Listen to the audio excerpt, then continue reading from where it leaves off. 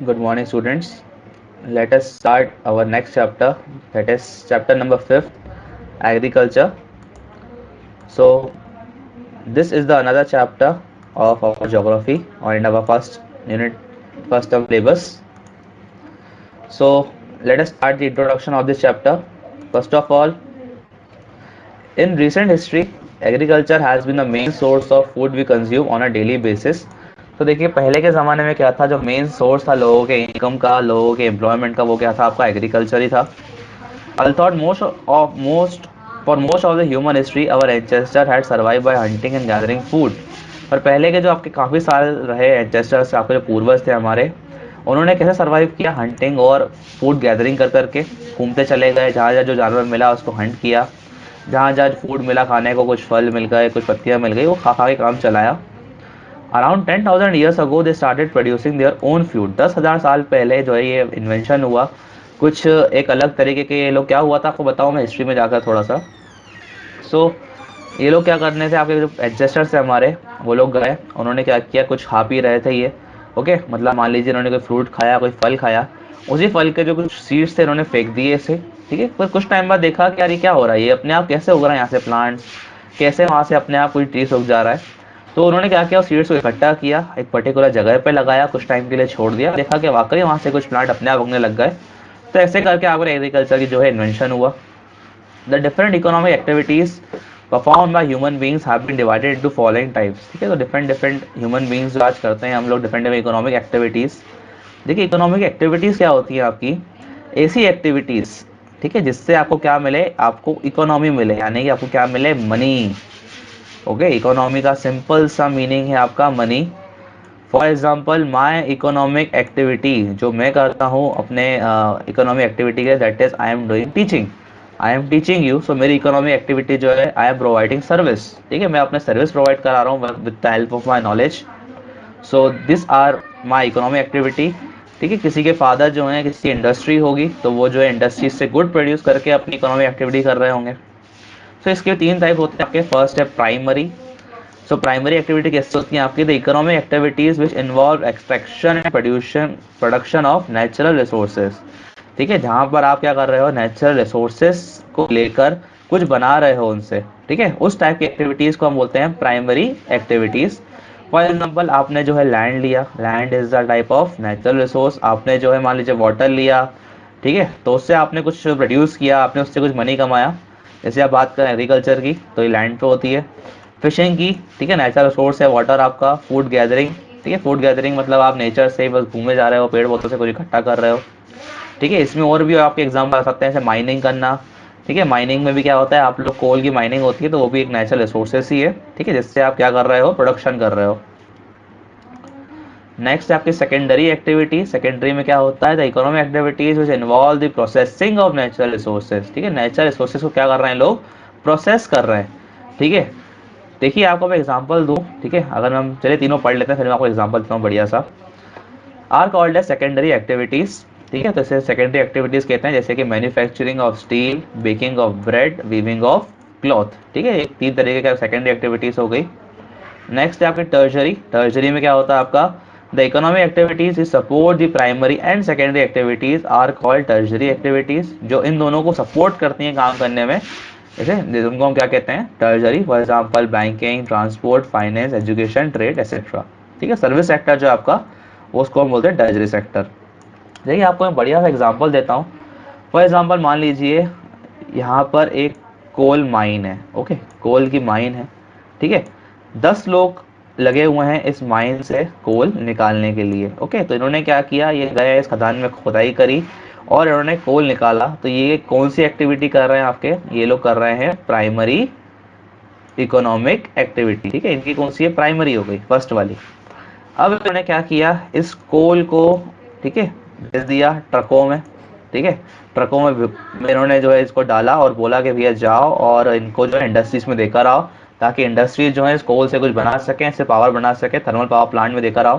इसने क्या किया, इस ट्रक ड्राइवर ने क्या किया, इनसे कुछ पैसे लिए. ठीक है, और इनका कोल लेकर ये चला गया कहाँ. ओके, तो ये इसने क्या किया आपका, इसने यहाँ से सामान लिया और ये चला गया इंडस्ट्रीज में.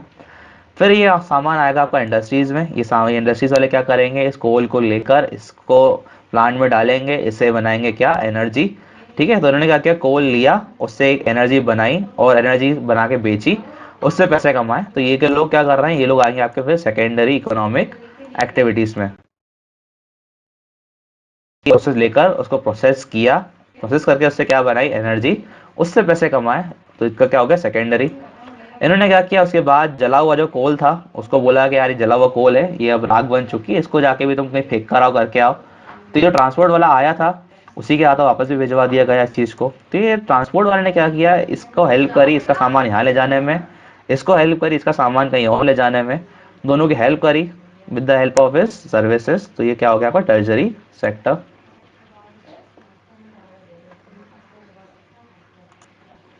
Factors influencing agriculture, what are the factors which influence agriculture को इन्फ्लुएंस क्या क्या फैक्टर्स करते हैं। तो farmer decided about what to grow, ये फार्मर के ऊपर डिपेंड करता है कि क्या उगाना है क्या नहीं। विच एनिमल्स टू कीप, कौन से एनिमल रखने हैं। And methods they use on the basis of various social economic and environmental factors, और कौन सी एक मेथड यूज करनी है उगाने के लिए। जैसे कि अब आपकी जो पहले आपके साथ पढ़ा शिफ्टिंग एग्रीकल्चर ज़्यादा होता था, अब शिफ्टिंग एग्रीकल्चर बैन हो चुका है। Some of the physical and economic factors which greatly influence agriculture are as under, तो एग्रीकल्चर को कहीं ना कहीं इन्फ्लुएंस करने के लिए there are some factors. For example, first आपका रिलीफ और टोपोग्राफी, मतलब जो लैंड है आपकी अगर वो प्लेन है कि नहीं है।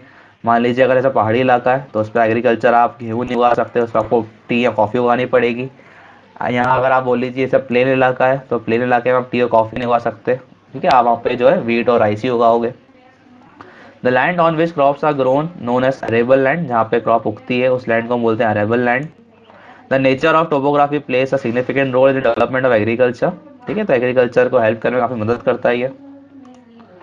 नेक्स्ट इज क्लाइमेटिक कंडीशन, जैसा क्लाइमेट होगा वैसे एग्रीकल्चर होगी। जहाँ पानी काफ़ी गिरेगा वहाँ आप चावल उगा पाएंगे, जहाँ पानी नहीं गिरेगा वहाँ आप चावल नहीं उगा सकते, because water is needed in abundant, का पानी काफ़ी चाहिए होता है किसको, चावल को उगने के लिए। ठीक है, अगर आप बात करें किसी ऐसी एग्रीकल्चर की, मान लीजिए आप चाहते हैं कि मैं राजस्थान जाऊँ, राजस्थान में जाकर मैं राइस उगाऊँ, ठीक है, तो इट इज़ नॉट पॉसिबल। तो राइस आप वहाँ पे नहीं उगा सकते बिकॉज वाटर वहाँ पे नहीं है, रेनफॉल उतना वहाँ नहीं होता। Next is economic factors, economic factor मतलब वहाँ पे मार्केट कैसा है, मार्केट है कि नहीं है, ट्रांसपोर्ट फैसिलिटी कैसी है। मान लीजिए आपने राइस उगा तो लिया, पर क्या उसको यहाँ से ले जाने वाला, उसको कहीं मार्केट में जाके बेचने वाला कोई है कि नहीं है, आसपास कोई मार्केट है कि नहीं है, तो वो भी डिपेंड करेगा कि आप क्या उगाओ। और मार्केट में डिमांड किस चीज़ की है, अगर डिमांड ही नहीं होगी राइस की तो आप क्यों उगा रहे हो फिर, ठीक है, तो आप लॉस पे तो कोई जाएगा नहीं।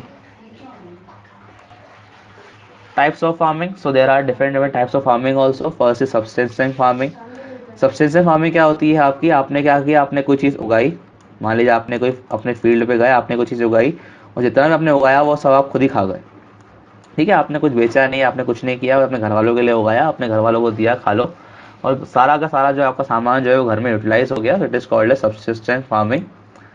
Next is shifting cultivation. Shifting cultivation में क्या होता है आपका, ये लोग क्या करते थे, आपकी मान लीजिए आपने कुछ ऐसा एग्रीकल्चर करा, उसके बाद उसको वापस से क्या करना होता है, हम लोगों को उस लैंड को क्लियर करना होता है, ठीक है, वहाँ पे जो घास उगी है या थोड़ा बहुत जो बटा है उसको लोग हाथ से क्लियर करते करना चाहिए हमें। पर लोग क्या करते हैं, उसमें आग लगा देते थे पहले, ठीक है, आग लगाने से क्या हुआ, अपने आप वो आग से पूरे जो बच्चे पेड़ पौधे वो जल गए, और लैंड में क्या हुआ, अपने आप कुछ क्रैक डेवलप हो गए। अब ये लोग जाते थे उन क्रैक्स में जो है डाल के आ गए सीड्स, फिर हुआ रेनफॉल, तो ये सीड्स क्या हो गए, अपने आप ग्रो कर जाते थे। तो this type of agriculture is known as shifting cultivation, ठीक है, जिसमें क्या हो रहा था, small patch of land is cleared by felling trees and burning them, ठीक है, लैंड को जला दिया, तो छोटे मोटे जो ट्रीज हो गए वो तो अपने आप जल गए, खत्म हो गए। Then the ashes are mixed with the soil and seeds are sown, तो जो क्रैक्स हो गए जमीन में उसमें सीड्स डाल दिए गए। Crops like yam, cassava, potatoes and maize are grown, तो ये कुछ क्रॉप्स हैं जिनको इस तरीके से उगाया जाता है। फिर आपकी नॉर्मलिटी हर्डिंग, जिसमें आपने क्या किया, फार्मिंग के साथ साथ कैटल और शीप रियरिंग भी करी आपने, ठीक है, मतलब फार्मर है उसने कुछ थोड़ा सा ज़मीन पे उगा लिया, और उसने ऐसा कुछ उगाया जिससे उसके जो जानवर है वही खा सके, ठीक है, मान लीजिए चारा वारा उगा लिया ऐसा कुछ।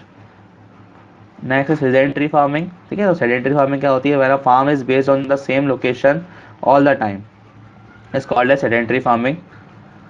When a farm is based in the same location, मतलब एक ही जगह पे जो है फार्म लगा हुआ है, एक ही चीज़ उगाया जा रहा है सालों साल तक, तो उससे हम बोलते हैं सेडेंटरी फार्मिंग। इससे क्या होता है, सॉइल की फर्टिलिटी थोड़ी कम होना स्टार्ट हो जाती है, ठीक है, डेवलपमेंट प्रोसेस जो है स्टार्ट हो जाती है सॉइल में। इंटेंसिव फार्मिंग मतलब आपका एक ही ज़मीन है छोटी सी, उस पर आपने 4-5 चीज़ें एक साथ उगा ली। Okay, the cultivators in this area work on the small pieces of land with the help of their family, अपने फैमिली मेम्बर्स के साथ मिलकर ये इस लैंड पे काम कर रहे हैं। They use improved variety of seeds, farm manure and chemical fertilisers for soil fertility. मतलब छोटा सा लैंड है, ठीक है, छोटे से लैंड पे जो है घर के ही 4-5 लोगों ने काम करना स्टार्ट कर दिया है। एक जगह आलू उगा ली, एक जगह गेहूँ उगा ली, एक जगह टमाटर उगा लिए, मतलब अपने काम की सब चीज़ें उगा ली, कुछ खा ली कुछ बेच दी। It is called as intensive farming.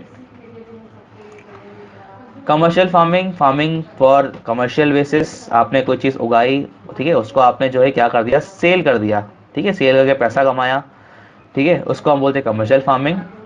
आप फॉर एग्जांपल आपके पास 10 एकड़ ज़मीन है, उससे आपने बढ़िया गेहूँ उगाई, गेहूँ उगा के आपने बढ़िया बेच दी। ओके, बढ़िया आपने गेहूँ बेच दी, this will be known as commercial farming. Mixed farming आपका वही हो गया, एक ही आपने फार्म पे क्या किया, आपने लाइव स्टॉक जानवर भी पाल लिए और आपने खेती भी कर ली, ठीक है, इस टाइप को हम बोलते हैं मिक्स्ड फार्मिंग। इंडिया में कम होती है, ज़्यादा यूरोप में होती है, यूएसए में होती है। डेयरी फार्मिंग ऐसे जानवरों को पालना जो क्या दें आपको, मिल्क प्रोडक्शन करके दें, for example sheep, goat, cow, buffalo, ठीक है, this is not dairy farming.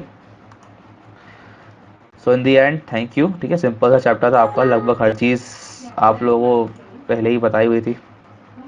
Video बना के यूट्यूब पे डालता है तो उससे सारे आसानी